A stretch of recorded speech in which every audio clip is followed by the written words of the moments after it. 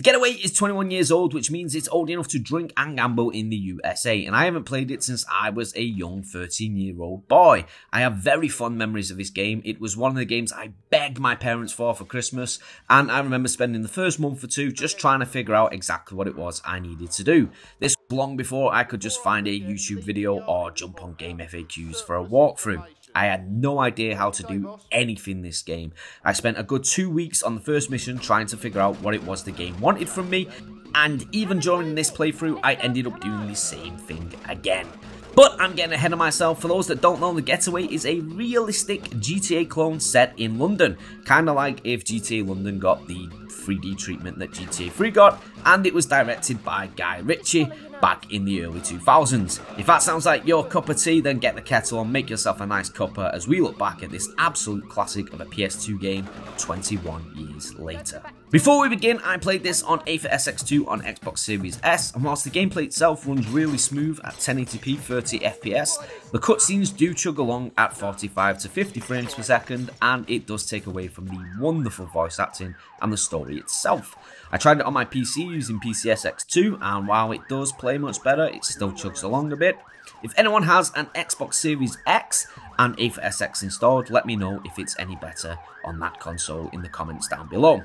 I'd say the best way to play this game is on a PS2 itself with an original copy of the game, but I doubt all of that is easy to come by these days.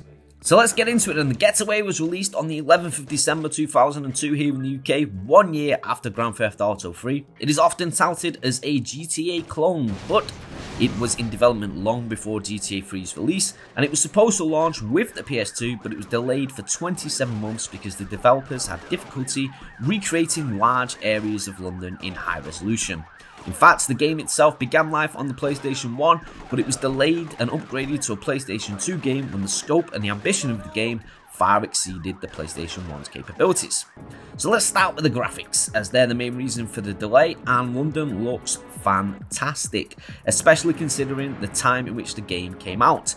All the tourist spots are there in the game: Buckingham Palace, the London Bridge, Westminster, the London Eye, and all the buildings and storefronts look clear, and although it is a little bit boxy, it still looks pretty good for a PlayStation 2 game. There's also a lot of real life shops and companies that at the time really brought London to life.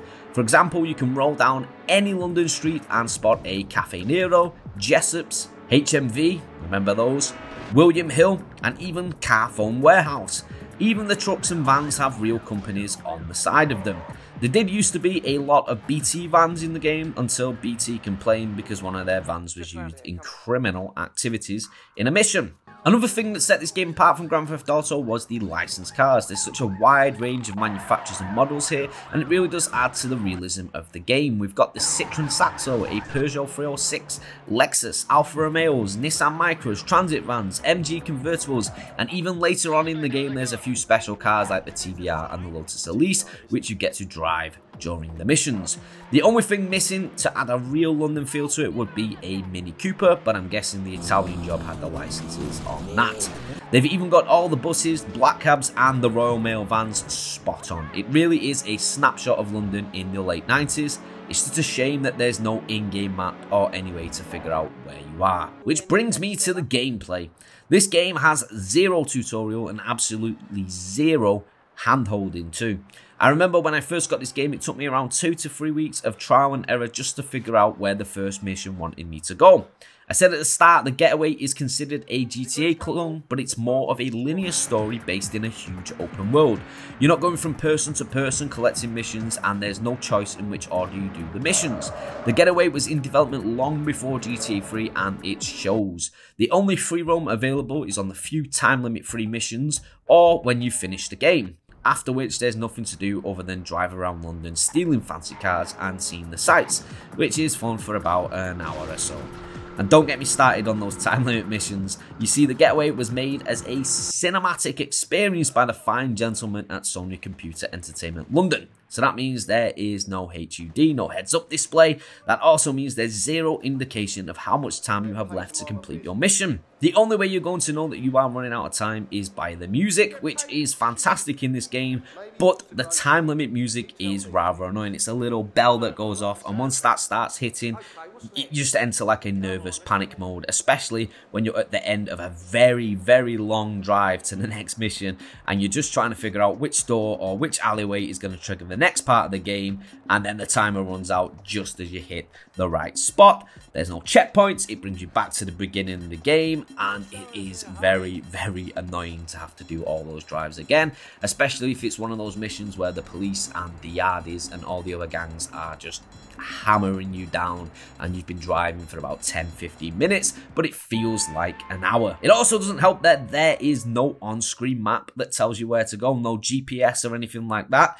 The only way you know which way to go is through the indicators on your car flashing and telling you which way to turn. The slower they flash, the more time you've got until you turn. It is by far the worst navigation system I've ever encountered in a game. Not only is it not intuitive, so you end up turning into dead ends or one-way traffic and sometimes just turning into a building, it's also very annoying if you're being chased by the Fuzz or any of the local gangs and they ram the back of your car. It makes it completely unusable and you're forced to change vehicle, which can be very frustrating during time limit drives that the game is so fond of. I think there's only 4 missions or so that don't have time limits, and it can be very, very annoying. Which brings me to the driving itself. The handling is what you expect of that era. Anyone who's played GTA of its time will know how it handles, and it's definitely not as refined as today's driving games, but it is easy to get used to. My problem wasn't with the handling, it was with the inconsistency of the damage which the car takes. Sometimes you can go through traffic, hitting your car off other vehicles, and the car will have a few bruises, but be relatively fine to get to the next mission. And other times, the smallest bump will have your car bursting into flames with you inside, and you'll have to start the mission all over again. It was like the most random thing in the world how much damage you would take from a bump in the car. Sometimes my Alfa Romeo would be harder than a 2-month-old Krispy Kreme donut, and other times it would be like Samuel L. Jackson in that film where his bones are really fragile and more likely to shatter at the smallest knocks and touches, like a thin plane of glass. I think it was called The Man Who Couldn't Jump. This was also very annoying because of the time limits, but also because the police and the local gangs chase you down more the more into the story you get, and sometimes they can be absolutely relentless and ruthless. And it got to the point where instead of like engaging in a chase or trying to get rid of the police while in the car, I just get out of my car, gun them down and drive off. It was much safer than having them crash into my car and blow my engine for the 5th time in a row. Which brings me to my least favourite driving section in the game. There's these missions where you have to try and ram another vehicle off the road. Granted, there's not many of these, but these are the missions that nearly had me throwing my controller against the wall or even through my screen. You have to be note perfect in the driving. There's no rubber banding system here that makes it easier to catch up with the people you're chasing, and they're not programmed to make any mistakes for you to capitalize on. Either that, or I was just really bad at driving in this game. Most of the time, I got one shot at them before they drove off like they were Michael Schumacher, and I'm just Kimi Räikkönen waiting for him to retire. I think at least 60 to 70% of my time playing this game was spent driving from one mission to the next, getting extremely frustrated. I remember in 2002, it took me a few months to beat the game, and now I can see why. Well, the driving's shit, but the game is an absolute classic, so the gunplay and the main game must be flawless then, right? I guess at the time, it was probably more forgivable, and camera controls have become something that we've grown accustomed to in modern games, but the tank controls and the inability to move the camera can be very annoying when playing this through a modern lens. But it doesn't excuse the absolutely dreadful control scheme. You press R1 to lock onto a target and fire some shots using square that may or may not hit your target. And to switch targets, you have to quickly re-tap R1 and hope that it picks up the target that you want to hit. Then to free aim, you press and hold R2, which makes you stand still and aim your gun where you think it should go, and fire a few shots hoping you hit whatever it is that you're aiming at. Also, because of a lack of an HUD system, there's zero indication as to how much ammo you have left or how much health you have, because of the cinematic approach. The more bullets you take, the more blood appears and the more difficult it is to walk, and the only way to get your health back is to lean against the wall for a minute or two. which often feels like 5 to 10 minutes. I swear they could just call this game Leaning Simulator. I could probably make a 5-hour compilation video of all the leaning I did through my 16-hour playthrough. The worst part is the health seems so low in this game that you'll find yourself leaning a lot. Luckily for the most part, the AI is nice enough to wait for you to finish leaning and will wait in the next room for you to wander in before shooting. The health in this game is also extremely low and there's no checkpoints until you reach the next cutscene, which is extra frustrating when you also don't know exactly where it is you're supposed to be going. Many times I find myself just wandering around until I hear the next set of gunshots, only to walk round the corner after 10 minutes and get blown away by a shotgun. Luckily, this is the PS2 era and cheat codes are just a few button presses away in the main menu. And I highly recommend if you're playing this game to dig out the double health cheat code. It really helped me get through this game. Without it, I fear I'd probably be stuck playing this game until 2024. Most missions are just running into corridors of enemies and shooting your way through until you get to where you're supposed to go.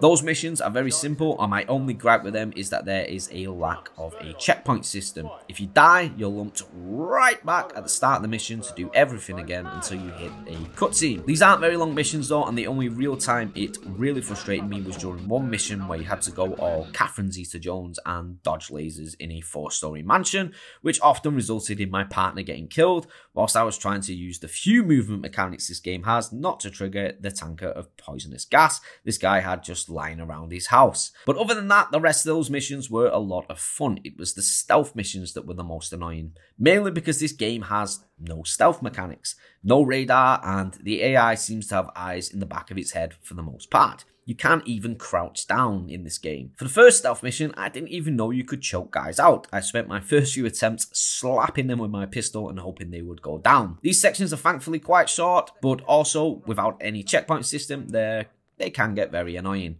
Most of the time, I'd end up just using a walkthrough guide to get through it as quickly as possible. You may be thinking, Tony, you said at the beginning of this video that this game is a classic, but other than the graphics and the realism of the early 2000s London, all you've done is shit on the game. Was there anything you did like? Yes, the whole bloody thing. Because despite all of these flaws, the gameplay, the AI, the mechanics, it's still a bloody good experience. And it was even better back in the day. It has this wonderful charm that makes me forgive all of those shortcomings just to be taken back to a simpler time. It's the same reason people still play GTA 3 and Vice City, or even absolute classics like Ocarina of Time.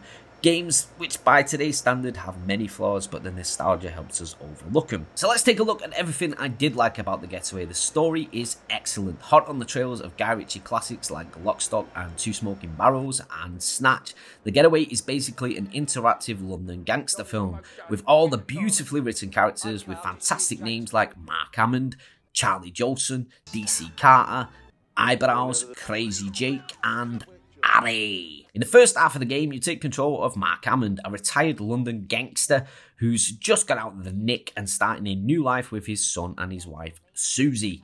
Enter Charlie Jolson, leader of the Bethnal Green Boys, an old-time London gangster who wants control of everything from the Triads, the Collins crew and the Yardies.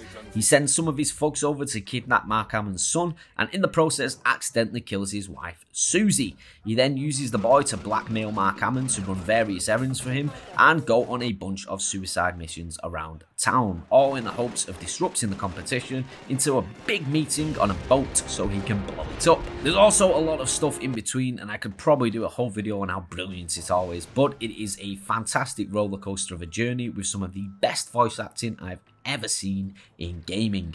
They really nail that Cockney Danny Dyer feel. Then, just when you think you've completed everything and you've got your boy back and you're about to drive off into the sunset with the woman who kidnapped him in the first place, you then do the whole story again, only this time through the eyes of DC Carter of the Flying Squad, which as a young whippersnapper playing the game was like the best thing ever. It's like a whole second game out of nowhere the instant you finish the first one. Honestly, the Frank Carter campaign is about the same length as the Mark Hammond one, and although it does reuse a lot of the main campaign areas, it is a whole different take on the day's events. It probably would have been DLC if DLC was a thing back then. I said earlier that the developers were going for a more cinematic experience with this game, and they really did nail that with the story. The cinematics are great, the visuals are fantastic, and despite everything I said earlier about the gameplay and the mechanics, all of those shortcomings are mostly forgiven whilst playing this game.